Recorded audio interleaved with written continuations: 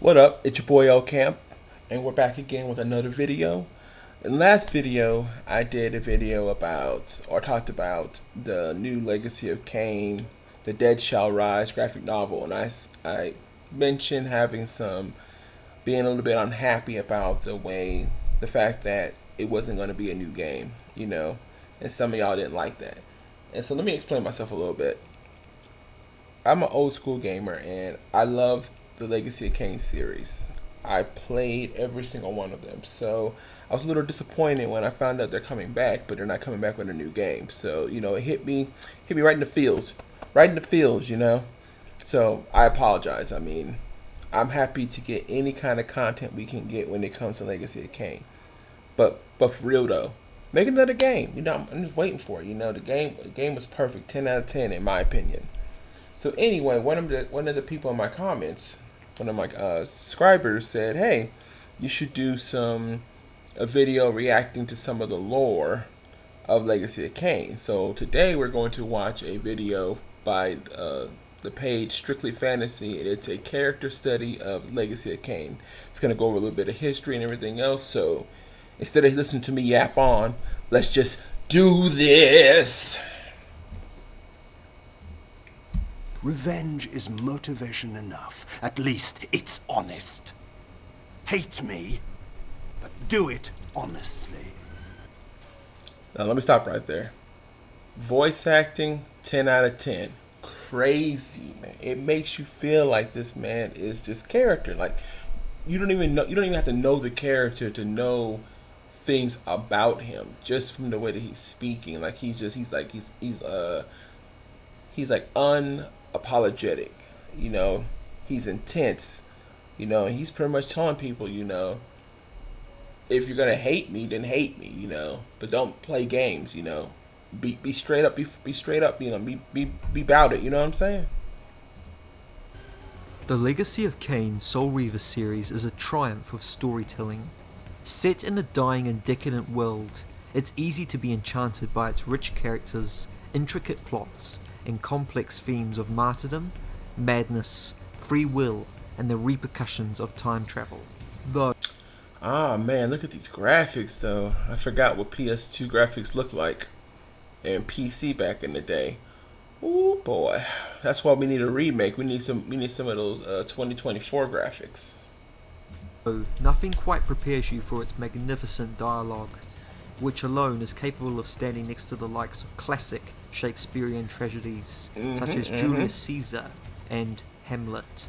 Our story begins in Blood Omen, where we follow the title character Kain, a driven yet directionless noble whose petty ambitions pale in comparison to the momentous destiny before him. While on the road, Kain is ambushed by a group of bandits, who murders and impales the young nobleman, desperate and thirsty for vengeance. That's true. In the beginning of the game, you're just walking through, doing your noble thing, being mortal, right? And you go into a tavern, talk to some people, come out, you get attacked by a bunch of dudes. So in the game, the first game, it was top down. So you got to see the characters from like an isometric angle. And you get to fight these dudes. You get to fight them, but you get jumped. So there's no way you're winning that fight. And at the end of the fight, when you fall down, some dude walks up to you, stabs you, and they go, "Ah!" And you're dead. Game over, bro. Game over.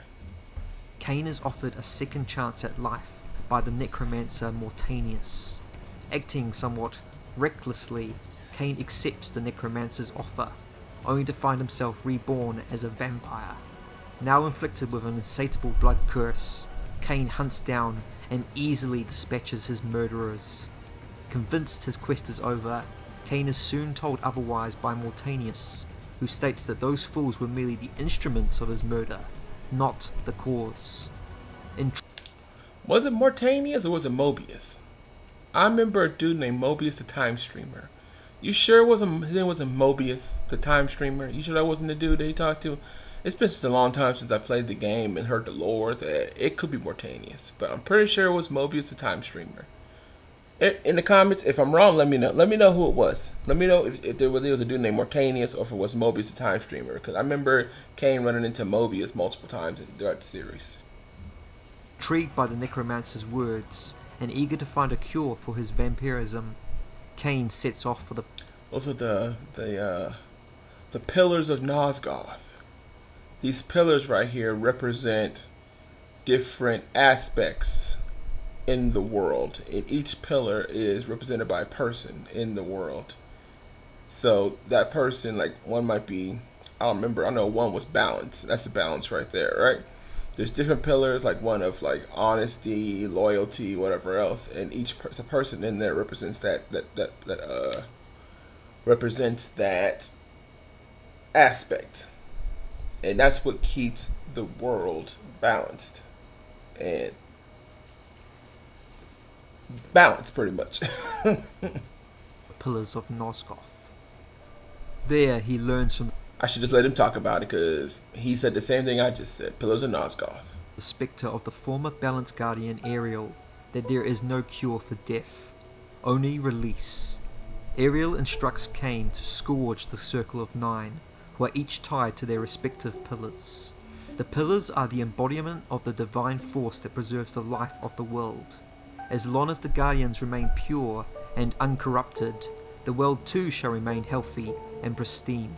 However, each of the Guardians have been driven to insanity, and are the reason why the land has become diseased. As long as they live, all of Nosgoth is doomed to an eternity of decay. Unconcerned for the fate of the world, Kain nevertheless accepts the role of executioner. He slaughters each of the Guardians one by one, including the devious Time Guardian Mobius, and eventually... Alright, he's right. Okay, so Mobius is Time Guardian. Mortanius is the guy who brought him back to life. Okay. They both got names that are M, so it's confusing. Right? It's been a long time. But yeah, that's like I was saying, each one of these Guardians is on these pillars, and you have to go kill them. And that's where the first game starts, with all the combat situations and all the boss fights you have to go through. So, yeah, it's on point. eventually acquires the legendary Soul Reaver blade. Thus he restores the pillars, until finally coming face to face with Mortanius, who is in fact one of the Nine, the Guardian of Death. Mortanius reveals that it was the Necromancer himself who had orchestrated Kain's death, and had set off the chain of events that would lead to the destruction of the Circle. Before meeting his own end at Kain's hands, Mortanius ominously warns the young princeling that there is one more life he must take. And so, we come to the moment which would shape the course of the past, present and future, for not only Kain, but all of Nosgoth. 8 pillars had been restored, leaving just one left, the Pillar of Balance, belonging to Ariel's successor, born at the moment of her death, who in the past 30 years of his petty life had been wholly ignorant of his true role. Yes, as Balance Guardian, Kain is the last surviving member of the Circle. Ariel presents him with a fateful decision: sacrifice himself to redeem Nosgoth, or refuse the sacrifice to preserve his own life at the cost of the whole world. And here's the thing about this choice, right? You can make a choice. That game allows you to make the choice. And if you choose to sacrifice yourself, all is well and good. But we know how this goes, right? We know how this kind of stuff goes, because if you did that, there wouldn't be a second game or a third game. You know what I'm saying? So obviously, Kain says, like, F the world. You know, what has the world ever done for me? You know what I'm saying? Like, how many of y'all would sacrifice yourself to save the world? It's a good question. Let's continue. At his whim, the world will be healed or damned. At his whim. Disgusted by all the lies and machinations, Kain selfishly refuses the sacrifice, embracing his vampirism for the first time, and triggers the collapse of the pillars. He establishes his throne on the ruins of the corrupted Pillar of Balance, becoming Nosgoth's self-proclaimed monarch. He would later go on to plunge the tomb of the Seraphan, and raise 6 ancient corpses to serve as his vampire lieutenants. Raziel. Now, he ain't explained it. He probably will, but I'll explain it anyway. The Seraphim are a monastic group of individuals who fight for purity and understanding. At least that's what they tell people. So later on in the series, they're the people you fight against who are trying to kill vampires, trying to get rid of vampires in general, or anyone that they deem to be unnatural. So, as he said, Kain comes here. He goes to the Seraphim's graveyard and he picks 5 or 6 dudes who are dead and turns them into vampires and makes them his vampire generals. There's my boy. I guess you can't see it right, but my boy Raziel sitting there. Turil, Duma, Rahab, Zephon, and Malchiah, who in turn would raise vampire clans of their own, giving rise to an army of fledglings, capable of conquering the world in earnest. There we 5 go. centuries pass between the events of Blood Omen and the second game in the series, Soul Reaver, during which time Kain becomes less and less human. As narrated by Raziel, the series' new protagonist.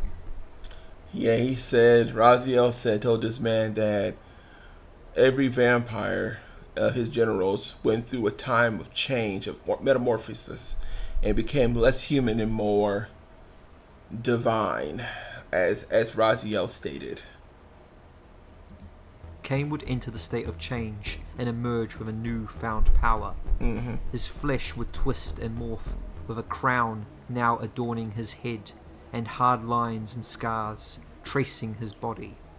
Some time following Kain, his lieutenants too would emerge with gifts of their own, until Raziel, the prodigal firstborn son, surpasses Kain by growing a set of bat-like wings. After Raziel faithfully served his master for over 1,000 years, Kain violently tears off Raziel's wings and discards him into the abyss on what is believed to be a jealous whim. Raziel would eventually... Now, one thing you learn about this game is that vampires are weak to running water. So they explain that they toss him into this watery grave in which his body burns like acid. So there's an old folklore that vampires can't stand the sensation of running water, and it burns them like acid. So that's what happens. So imagine that you're just chilling. No, you was dead and you came back, right?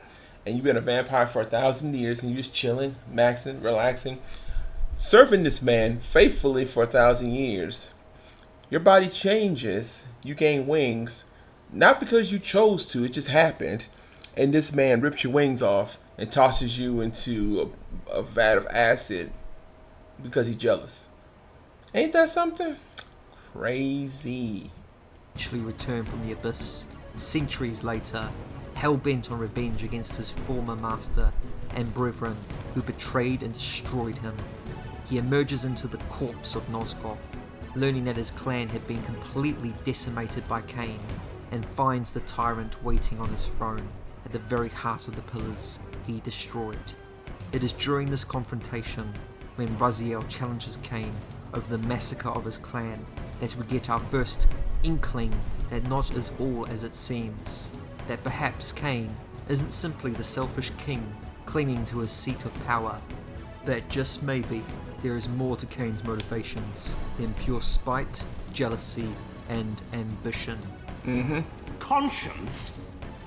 You dare to speak to me of conscience? Raziel! Only when you have felt the full gravity of choice should you dare question my judgment.